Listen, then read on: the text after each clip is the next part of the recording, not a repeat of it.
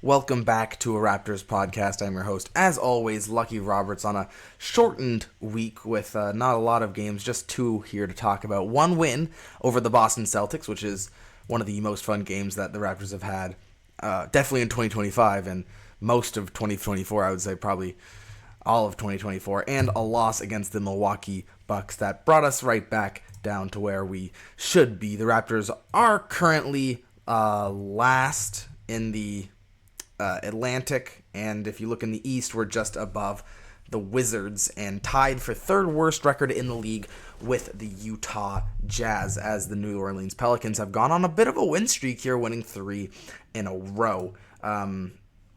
Starting off with this Celtics game that was so much fun to watch. It was good to see.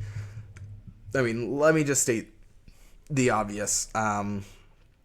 Celtics kind of sucked in this game. You look at Jaylen Brown, just was atrocious. Jason Tatum as well.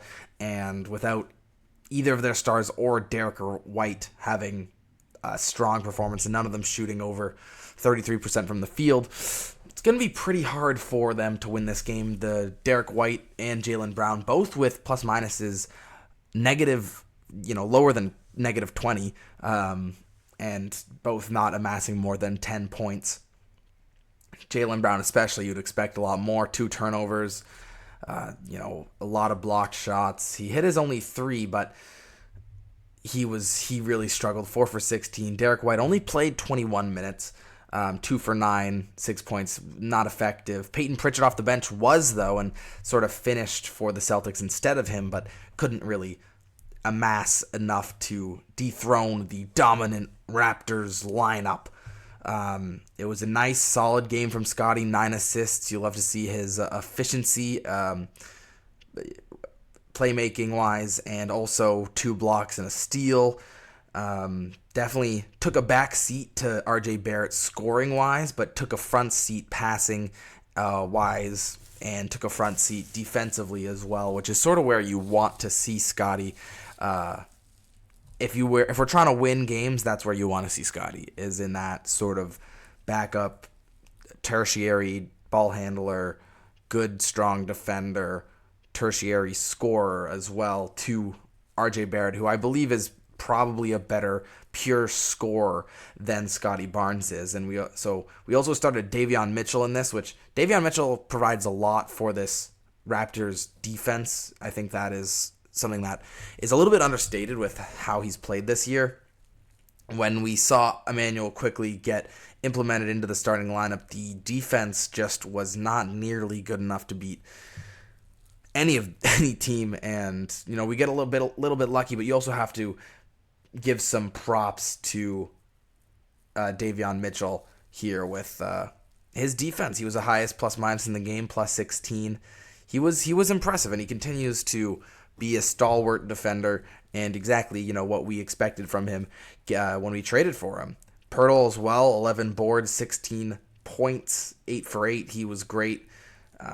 Did a good job against Kristaps Porzingis, who was negative 17. Shot a lot of threes, made a lot of threes, but Pirtle's not going to guard him out on the perimeter like that. I think stuff inside, Pirtle sort of had his number and did a great job. Plus 7 for him. Like I said, RJ Barrett, 22 points, 10 rebounds, 8 assists. He was pretty good.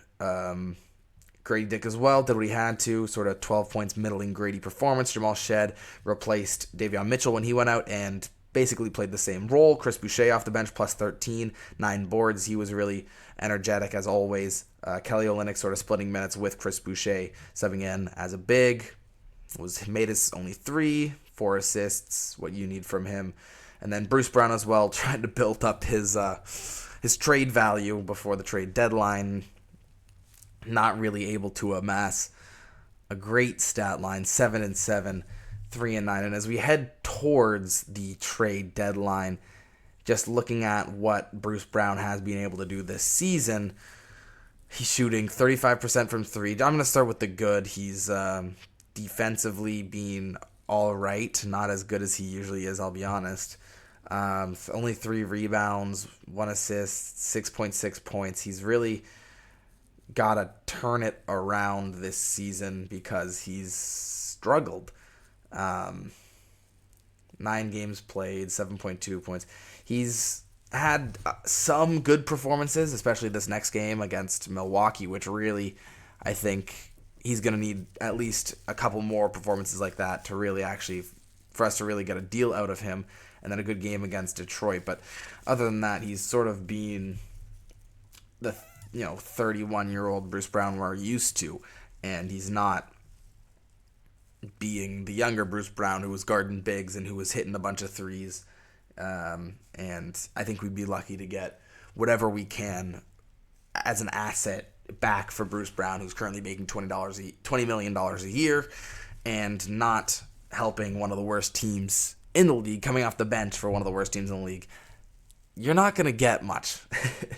I know people are expecting something for Bruce Brown. I don't know what we're going to get, to be honest. I don't think his value is that high. I think we can get maybe a second-round pick, maybe 2.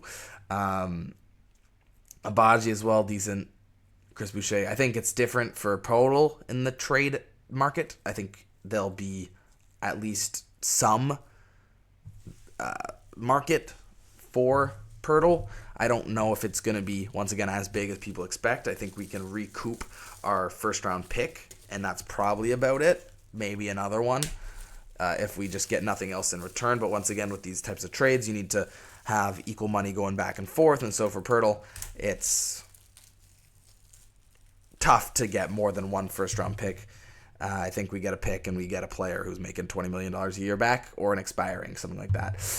But yeah, fun to see them beat the Celtics. Fun to see them do it at home once again. Seems to be the only place the Raptors can win.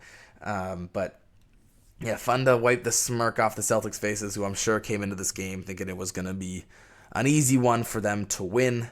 You can't take us for granted now.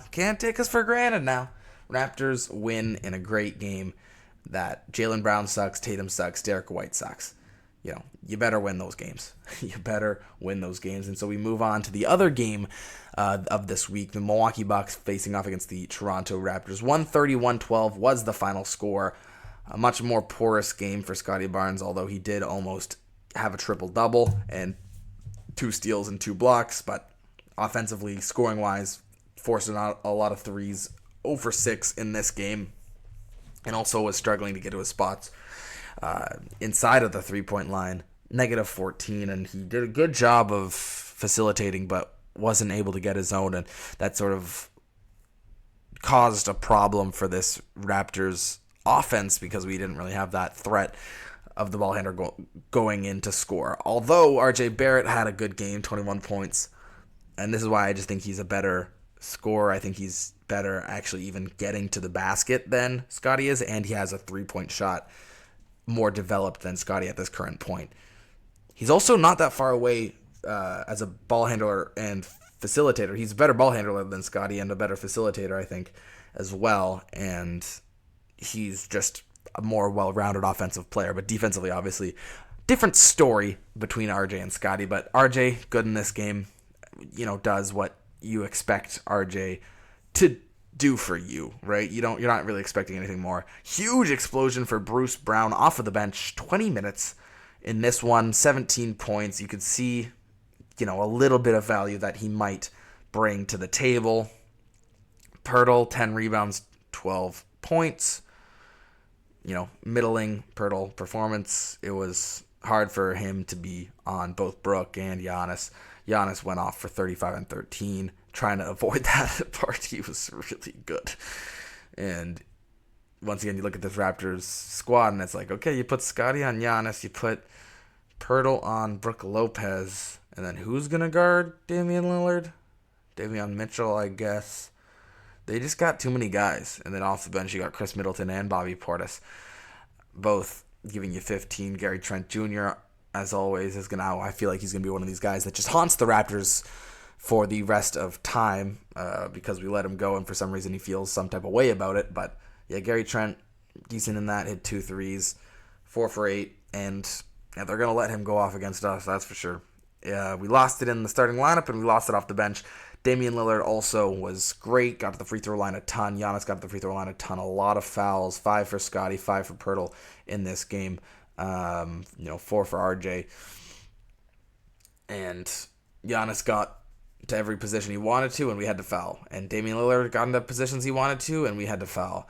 And he also hit four threes, 4 for 16. Played the offense pretty well. He was, Dame was Dame, and you can see the Bucks actually sort of starting to turn their season around. It's already been turned around, I guess, but now second in the Central, and they've won now 4 in a row. They've been on a roll here, winning against the 76ers right after the Raptors. And they're probably not going to catch Cleveland, but you can see them being one of the top seeds in the East. Probably not going to drop further than 4 at this point, how they've been playing.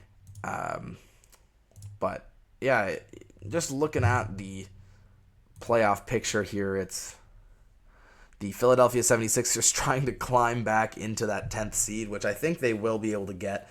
I think the Bulls probably will relinquish that spot to the 76ers come season's end. But Pistons, Heat, Magic, all in.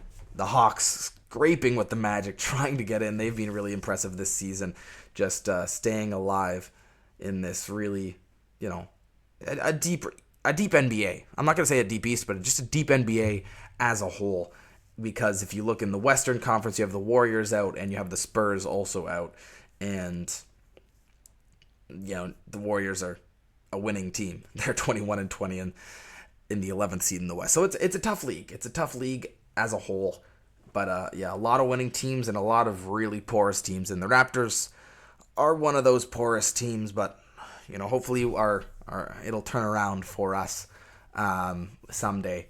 But that's probably going to do it here for this Raptors podcast. I'm sorry it was such a weak week for the Raptors. Lots of trade deadline stuff coming up, all-star breaks and all that fun stuff. So I'll see you guys next week. I guess I'll take a look at the upcoming schedule real quick. There's a game tomorrow where they play the Orlando Magic, and then 2 games against the Hawks, and then maybe one more against New Orleans.